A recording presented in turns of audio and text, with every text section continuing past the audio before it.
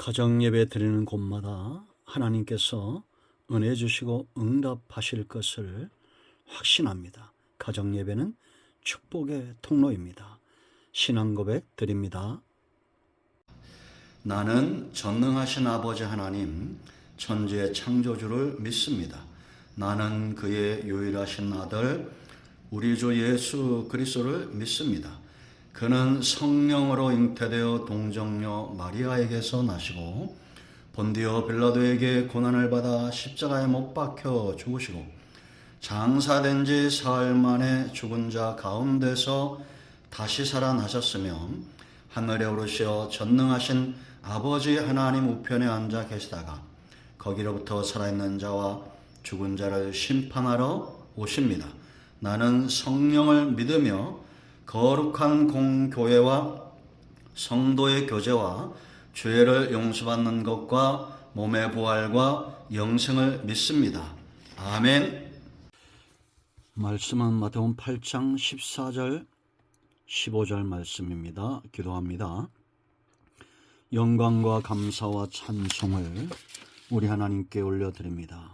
가정마다 하나님을 예배합니다. 주의 보혈 의지하오니 우리의 모든 죄와 허물을 사하시고 주의 이름으로 모이는 곳마다 하나님 영광을 받으시고 사모하는 모든 주의 백성들 그의 가정들이 회복되어지고 은혜 가운데 형통의 복을 누릴 수 있도록 하나님께서 함께 하시기를 원합니다. 말씀을 들을 때 하나님의 뜻으로 받고 사모하는 귀한 시간 되게 하옵소서. 종을 낮추시고 겸손하게 하시고 오직 말씀의 통로만 되기를 원합니다. 예수님의 이름으로 사모하며 기도합니다. 아멘. 14절입니다. 예수께서 베드로의 집에 들어가사 그의 장모가 열병으로 앓아누운 것을 보시고 그의 손을 만지시니 열병이 떠나가고 여인이 일어나서 예수께 수종들더라. 아멘. 치유와 기적은 예수님의 사역에 있어서 너무나 당연한 것이고 자연스럽게 일어나는 것이었다라는 겁니다. 저는 사모하거니와 이 시대에도 어느 시대나 기적과 치유의 역사는 사도행전 교회만 머물러 있는 것이 아니라 계속해서 나타나야 된다고 확신합니다. 왜냐하면 같은 성령의 역사요 무엇보다 하나님의 긍휼의 마음과 하나님의 뜻이 우리 가운데 세워지기 위함이다라는 거죠.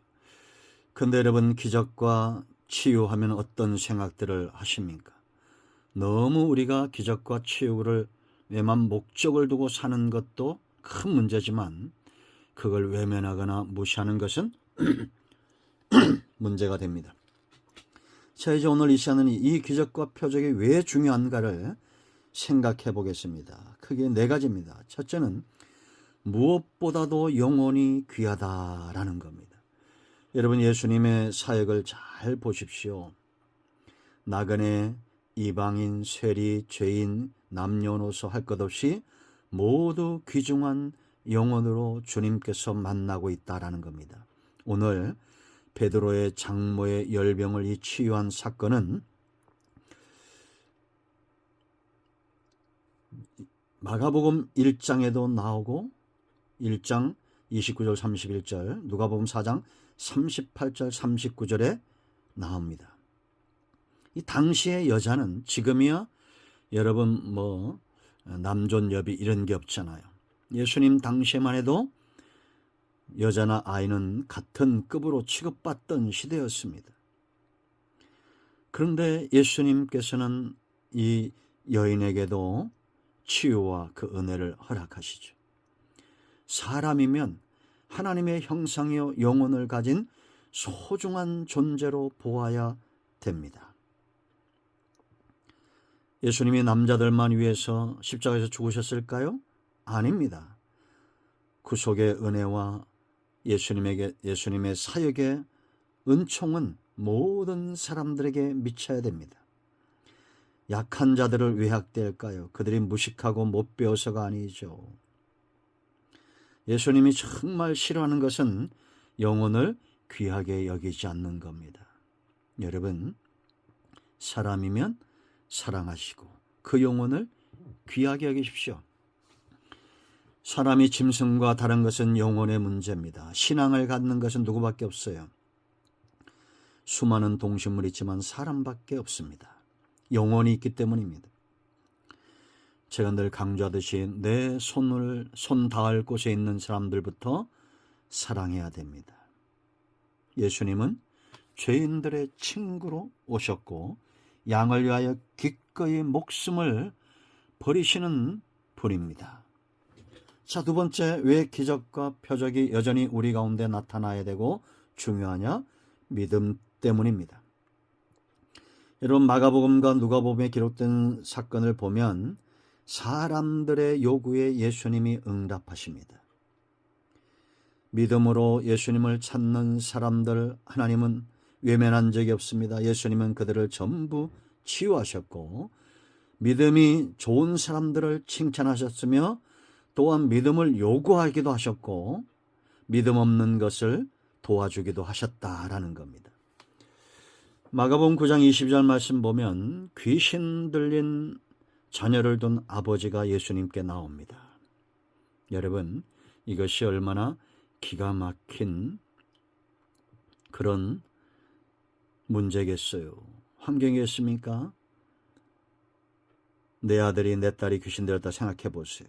근데 이 사람이 아비가 와서 뭐라고 말하느냐? 예수님께 할 수 있거든 우리를 불쌍히 여기사 도와주시옵소서. 이 분명하고 확고한 믿음의 요구가 없다는 겁니다.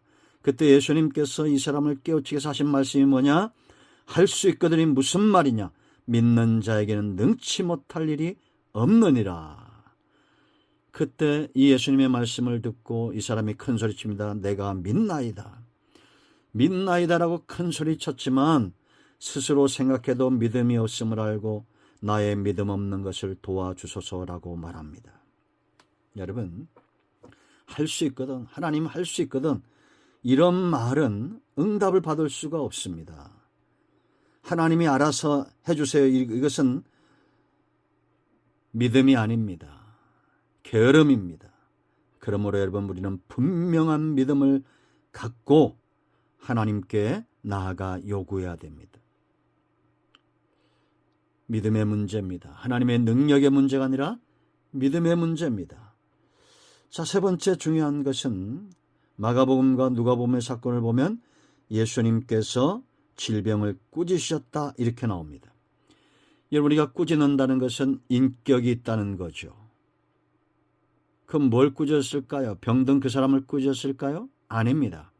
병마, 사단의 역사입니다. 그렇다고 해서 모든 질병이 다 사탄의 역사는 아닙니다. 일반적인 병이 있어요. 몸이 약해서 바이러스에 노출되거나 여러분 감기만 걸려도 뭐 귀신의 역사입니까? 아니잖아요. 이런 일반적 질병들은 병원에 가고 약을 먹어야 돼요. 감기 걸렸으면 기도도 중요하지만 감기약 먹어야 됩니다. 그러나 병을 틈타서 사탄이 역사할 때도 있다. 그러한 것들은 싸워서 승리해야 됩니다.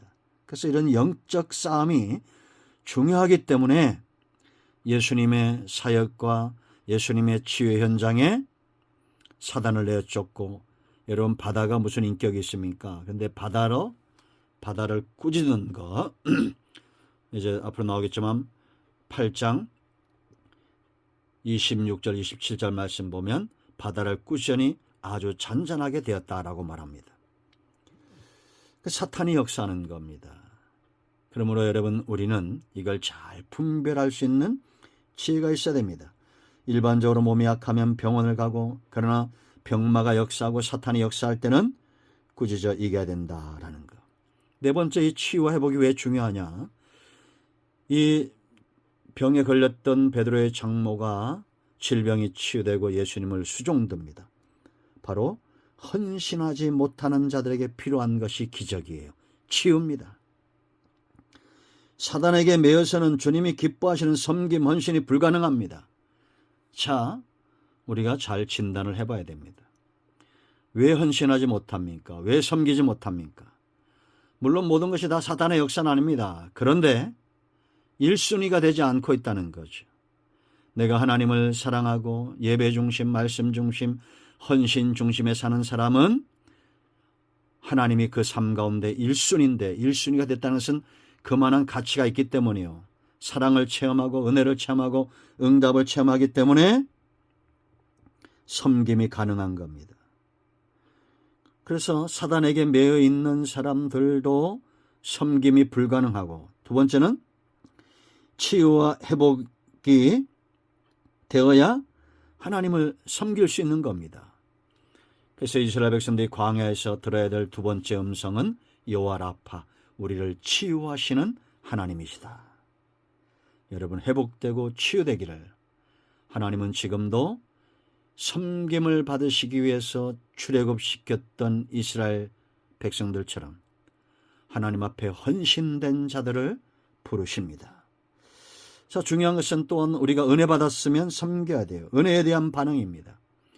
은혜의 가치를 알지 못하면 우리가 섬길 수 없어요. 은혜는 힘이요, 동력이요, 우리의 양식이 됩니다.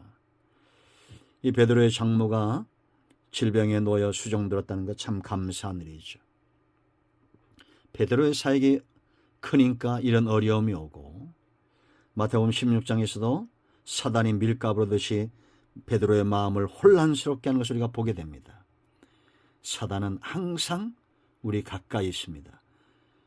그런데 사단의 전략은 무감각하게 만들고, 여러분, 사람이면 할 수 없는 행동들이 얼마나 많습니까? 보이지 않기 때문에 사단이 없고 보이지 않기 때문에 하나님이 안 계신다고요? 아니요. 열매로 알 수가 있는 겁니다. 지금도 분명한 것은 치유와 기적이 필요합니다. 왜냐? 영혼이 귀하고 믿음이 귀하고 영적 싸움에서 승리해야 되기 때문이고, 하나님 앞에 헌신되고 섬기는 자들이 일어나야 되기 때문에 여전히 치유와 기적은 필요합니다. 자, 이제 기도합니다. 합심해서 기도하시고요. 가정이 마무리 기도하시고 주님 가르친 기도로 예배를 마치시면 되겠습니다. 오늘도 응답이 저와 여러분의 가정에 임하였습니다. 할렐루야. 하나님을 찬양합니다. 아멘.